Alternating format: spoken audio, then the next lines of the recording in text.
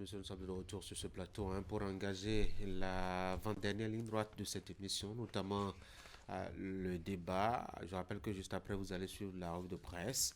Pour le débat, j'ai déjà Ulrich Gaba sur mon plateau. Ulrich, bonjour.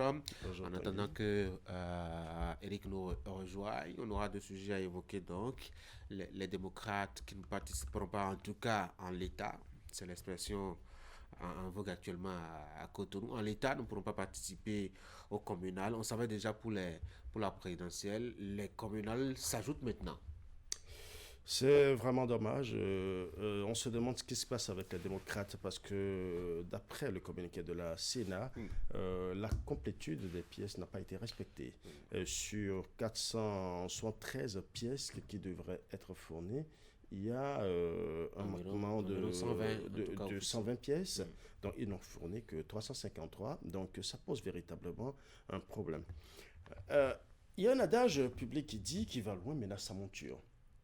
Et si vous voulez vraiment aller loin, il faut effectivement ménager la monture. Et est-ce que véritablement, au regard de ce que déjà, les démocrates, dans un premier temps, n'ont pas pu véritablement se positionner pour les présidentielles, pour tout ce que nous avons vu, c'est-à-dire les querelles internes, les bisbilles entre parrains justement de ce parti politique. Et aujourd'hui, on se retrouve encore avec une liste qui devrait concourir pour les élections communales et qui est encore défectueuse, ça pose un problème. On peut l'interpréter de deux manières. Soit, à un moment donné, il y a eu mal donne, c'est-à-dire on n'a pas mis toute la rigueur qu'il faut pour véritablement faire les formalités dans les règles de l'art, c'est-à-dire d'abord vérifier toutes les pièces comme cela se doit et que chaque membre à son niveau, parce que il y a le travail que le parti doit faire, il y a aussi le travail que chaque membre doit faire à son niveau avant d'envoyer ses pièces. Soit à ce niveau, il y a eu défaillance, soit sincèrement, il y a eu mauvaise foi aussi. Mauvaise foi parce que il se peut qu'effectivement des gens aient fait le travail, mais que d'autres, par perfidie politique, veuillent peut-être introduire des pièces qui ne sont pas bien. D'ailleurs, il y a un dossier aujourd'hui, il y a une enquête aujourd'hui qui est ouverte par la criette, et ça veut dire que déjà, soit il y a eu erreur, peut-être par ignorance, par négligence ou problème par perfidie politique. Donc, soit entre eux, ils ne s'entendent pas sur des BABA. On n'a pas encore les informations officielles. Et c'est eux-mêmes. C'est de la part d'eux-mêmes. Mais le problème est déjà là. La Sénat a donné la liste. Ils disposaient de 72 heures. Il n'y a pas que les démocrates qui ont reçu des recommandations. Le BR, le Bloc républicain, a reçu des recommandations et devrait normalement les satisfaire en 72 heures. Il y a un autre parti qui a également, Moël Béné aussi a reçu des recommandations. Tous les partis avaient reçu des recommandations. Pratiquement tous les partis. Mais comment se fait-il que, après 72 heures, si éventuellement le dossier est ficelé, on peut dire qu'il peut y avoir de petites erreurs dans un dossier, dans un lot de dossiers, parce que au-delà de tout, c'est plus de 3000 pièces. Donc, il peut y avoir une petite erreur qui s'est glissée quelque part. Mais quand c'est des erreurs mineures, comme le dirait la Sénat, des fautes mineures, si nous avons ces genres de choses, on peut rapidement les régler en 24 heures, 48 heures et au maximum 72 heures. Si en 72 heures, les démocrates n'ont pas pu régler le problème, ça veut dire que effectivement, les dossiers étaient soit très mal ficelés ou à la limite, ils n'ont pas pu véritablement trouver comment corriger les problèmes. De toute façon, les démocrates, c'est l'absence à la présidentielle prochaine, oui, mais probablement aussi l'absence à la prochaine communale, en attendant donc de voir si éventuellement le parti va saisir la Cour suprême et pour se donner des chances de revenir dans la course. Quelles pourraient être éventuellement les conséquences politiques, d'abord pour le parti et peut-être même pour au-delà du parti? Déjà, la conséquence pour le parti, c'est que nous sommes face à un parti aujourd'hui qui est en train de montrer des faiblesses en son sein. Et nous avons vu les différents épisodes liés à la rétraction du parrainage de Sodinou. On a vu après le départ de certains du groupe parlementaire les démocrates. Donc, on constate que actuellement le parti est carrément au bord de l'implosion. Soit le management à l'interne est en train de poser problème, soit certains sont décidément fatigués et n'épousent plus les idéaux du Parti Les Démocrates. Et si c'est le cas, moi je pense que ça pose un véritable problème de militantisme au sein des démocrates. C'est vrai qu'aucun regroupement humain, aucune association humaine ne se retrouve dans un cercle BA où pratiquement on peut, il y a l'unanimité à 100% et on s'entend sur tout. Non, d'habitude, quand on constate qu'il y a un regroupement, on tait le moi et on fait parler le nous. Ça veut dire qu'on fait un minimum de sacrifice. Et le militantisme demande encore plus de sacrifice, étant donné que vous avez accédé à des principes fondamentaux d'un groupe politique, d'un groupement politique, d'une formation politique.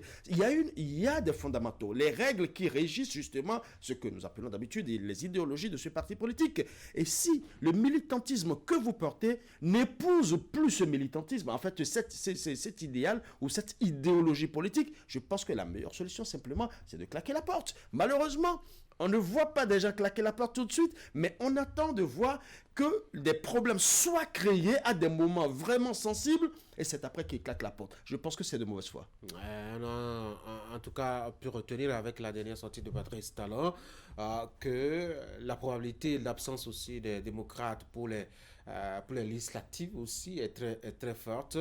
Donc le principal de l'opposition à la gouvernance Talon sera absent au rendez-vous, à tous ces rendez-vous, mettons, électoraux. Ça va être la fin du parti.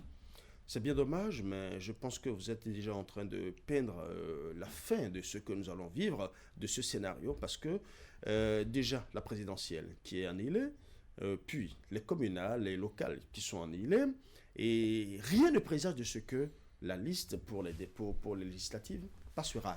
D'autant plus que déjà, il y a encore des défections que nous sommes en train d'enregistrer jusqu'à présent.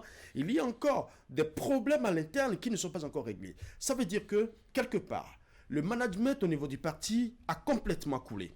Soit au niveau du président Bodiaï ou du vice-président Runete, à un moment donné, le management ne passe du tout plus. Et si le management ne passe plus et que les barons sont divisés en clans, je pense que nous risquons encore d'assister à la même... Pourquoi vous parlez de... Non, je dis nous risquons parce que vous avez vu comment nous avons été rassurés pour les communales et les locales. J'ai entendu Guy Mitokpe qui a annoncé que de toute façon, c'est vrai qu'ils ne seront plus à la présidentielle, mais qu'ils se battront pour véritablement exprimer leurs droits à travers leur participation aux communales et aux locales. Là, finalement, on sait que cette promesse ne sera pas tenue. Et quelle autre promesse tiendra-t-on et comment se fait-il? Est-ce qu'aujourd'hui, là où nous en sommes, parce que vous savez ce qui se passe très souvent, vous allez remarquer que dans la chronologie des faits, les démocrates viennent souvent pleurer au moment où les faits sont là, pendant que le processus évolue, et c'est quand ils viennent à l'étape du règlement de ce processus que d'autres problèmes sont encore créés, au point où ils ont toujours un retard de N-1. N plus 1 parce que au moment où eux ils sont en train de se plaindre, le processus évolue déjà. Nous étions en train de parler de la préparation des élections quand nous avons vu les démocrates commencer par crier par rapport à la liste électorale en disant qu'il faut fouiner et autres tout ça. Les procédures des pièces et autres tout ça, on n'en parlait pas. Mais quand ils se sont retrouvés dans la procédure, on a vu ce qui s'est passé. Pendant qu'ils étaient en train de faire leurs courses au niveau des différents tribunaux et ainsi de suite pour pouvoir se donner raison par rapport au parrainage saisi par ce Djinou, on a vu que le processus évoluait et pendant ce temps, on s'est retrouvé maintenant au communal. Voilà maintenant qu'au communal, on constate encore que les pièces ne sont pas à jour. On va se mettre encore à pleurer sur cette liste défectueuse des communales quand nous allons nous retrouver aux législatives avec encore peut-être, probablement, je ne sais pas comment ça va se passer, peut-être avec une liste qui va encore subir peut-être des défections. Et après, qu'est-ce qui va se passer? Finalement, c'est à croire que les dispositions ne sont pas souvent prises en amont au niveau des démocrates pour que véritablement une solution soit vraiment trouvée afin que les démocrates participent réellement. Parce que passer une élection, il y a des règles. Les règles, vous les respectez, et si vous respectez les règles dans les normes, c'est bon.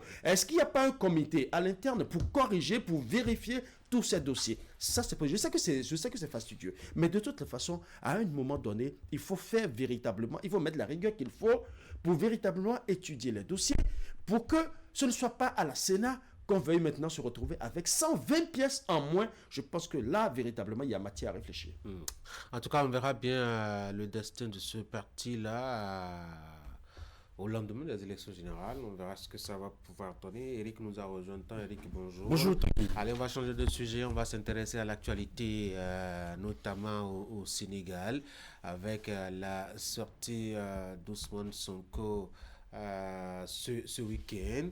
Il n'y avait pas un centimètre carré où il fallait, où on pouvait en tout cas poser les pieds dans les rues de Dakar ce week-end. Démonstration de force apparemment, Eric. Absolument, tout à fait, 100%. Je pense que Ousmane Sonko a fait du Ousmane Sonko, un peu comme qu'il était, comment on dit, dans son activisme, dans l'opposition contre Macky Sall. Il avait toujours cette boulimie de popularité en organisant de pareils événements.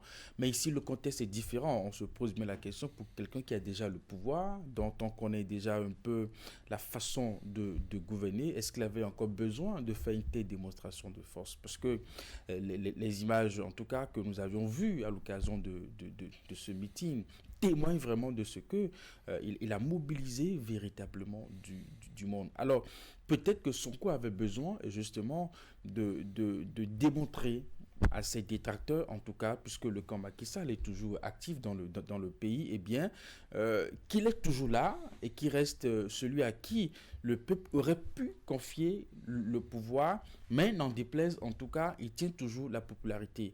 Peut-être aussi un signal à l'endroit de son ami et frère président du Sénégal, Diomaye Faye, de ce que c'est vrai que tu gouvernes le pays, tu es le président du pays, mais j'ai la légitimité, j'ai la popularité justement des Sénégalais et Sénégalaises. Alors, je pense que dès les premiers mois de cette mandature, on avait déjà évoqué ce qui pourrait être les difficultés entre les deux hommes, parce qu'il ne faut pas être naïf, le pouvoir divise tout, même les amitiés les plus profondes.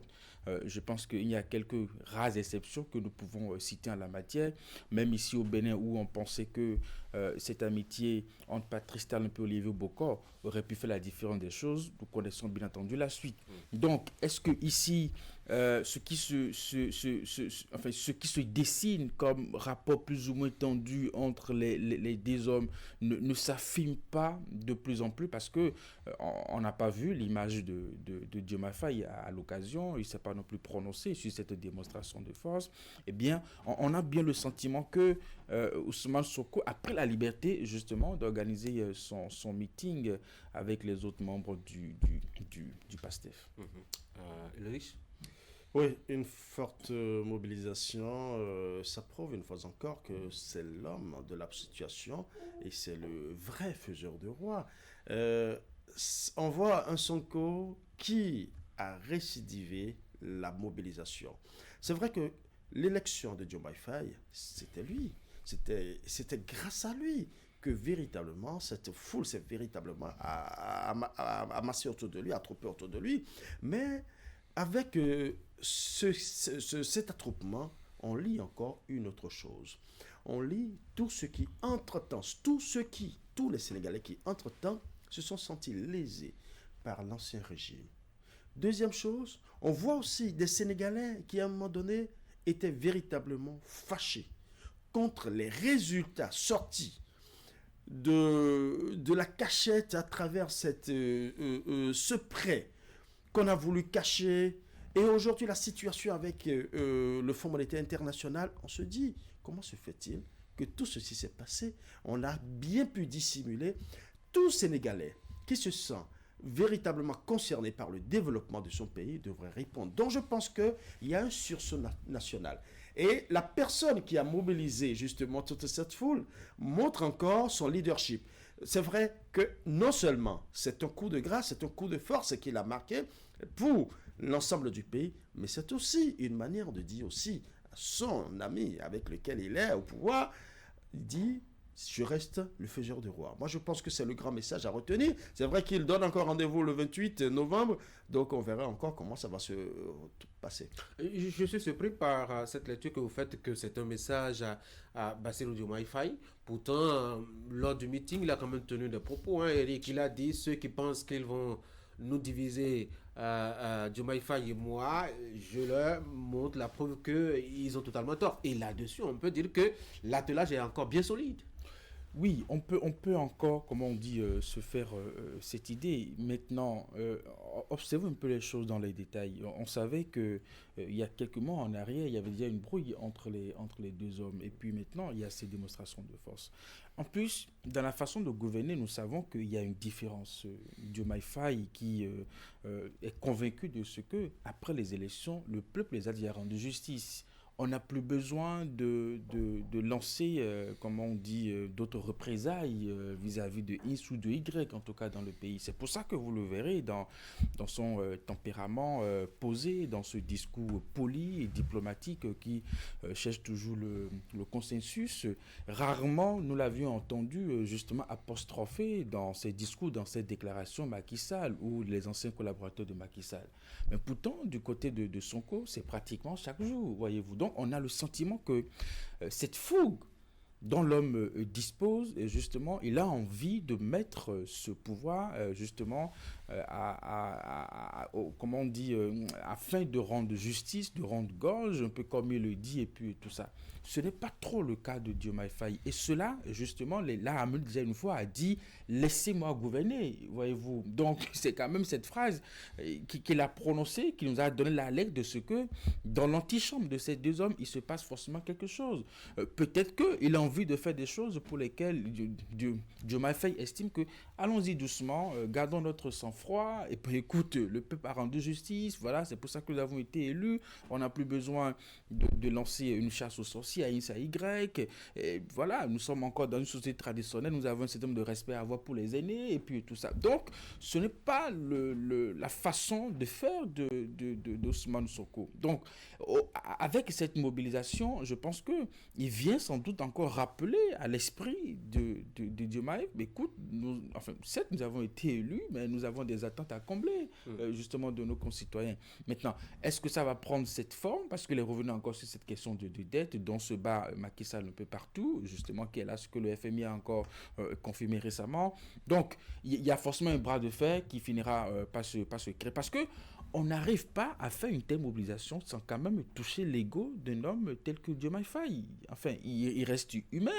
Depuis qu'il est dans l'exercice de ce pouvoir, il s'est fait de nouveaux amis, de nouveaux proches qui lui diront écoute, mon frère, il y a des choses qui s'annoncent. Donc, il y a de ces phrases qu'on va lui glisser à l'oreille et qui va peut-être l'amener à réexaminer ses rapports avec son Premier ministre, avec son ami. Oui. Moi, je pense que cela reste une communication politique. Qu'ils disent que tout va bien, qu'on ne va pas les séparer. Ça reste, à mon avis, à 100% une communication politique. Quel message pourrait-il peut-être utiliser? aussi que s'il devrait y avoir des problèmes entre lui et Diomaye Faye, ce ne serait pas de son fait. Ben voilà. Donc, je pense que la meilleure manière, justement, de mobiliser tous les partisans du PASTEF, c'est de faire en sorte que les gens estiment qu'il n'y a aucun problème. Vous savez, qu'on le veuille ou non, Diomaye Faye a ses partisans qui sont indépendants de Sonko. Des gens qui l'apprécient, soit par affinité ou par... Mais le plus, c'est vrai qu'on verra les deux ensemble. Et lui, pour véritablement drainer tout cela et les mettre à sa cause, il faut quand même qu'il garde cette image d'unité, cette image d'inclusion, cette image de bipolarité qui donne la force au pouvoir en place. Donc je pense que c'est rien qu'un débat, qu'un discours politique, une communication politique. Le plus important, c'est qu'il a voulu montrer sa force de mobilisation et il a réussi. Mobilisation peut-être...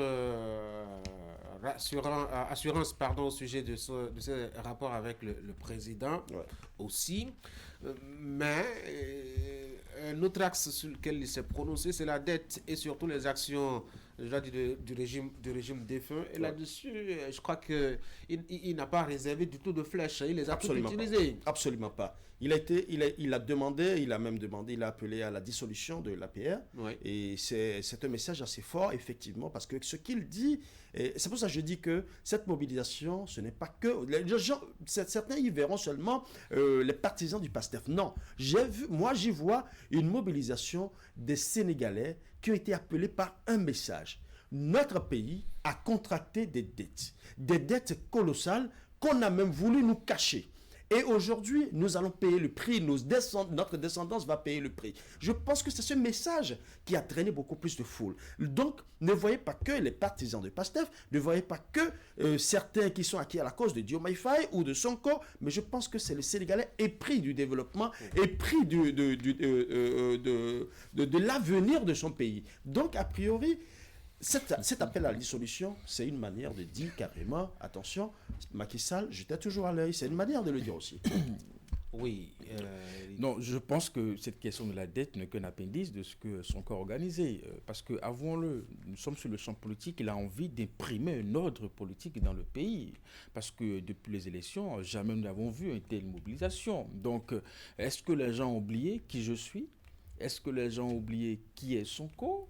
Est-ce que les gens ont oublié justement ma capacité justement à montrer que je suis non seulement le Premier ministre, mais je suis celui qui aurait pu être élu président de la République. Maintenant, moi je pense que les autres questions sont venues un peu comme pour faites un peu, je dirais, aménager un peu comment on dit, les critiques à l'endroit de Macky Sall. Et puis, la question de la dette, c'est du pain béni parce que c'est ce qui fait débat aujourd'hui au Sénégal. Et comment on dit, le dernier rapport de FMI sur la question n'arrange pas du tout Macky Sall. Ça vient encore davantage justement l'enfoncer. Comment il va se débattre, lui qui a des ambitions onusiennes et tout. Donc, c'est dommage en tout cas que... après sa gouvernance, en tout cas, que nous avons vu exemplaire en matière de développement économique et infrastructurel du pays, qui est cette question qui vient un peu quand même ternir un peu son image. Merci beaucoup à vous, chers messieurs. Je vous souhaite de passer une très bonne journée. Mesdames et messieurs, c'est la fin de ce moment d'échange. Merci d'avoir été là. Très bonne journée. Derrière moi, la rue de presse.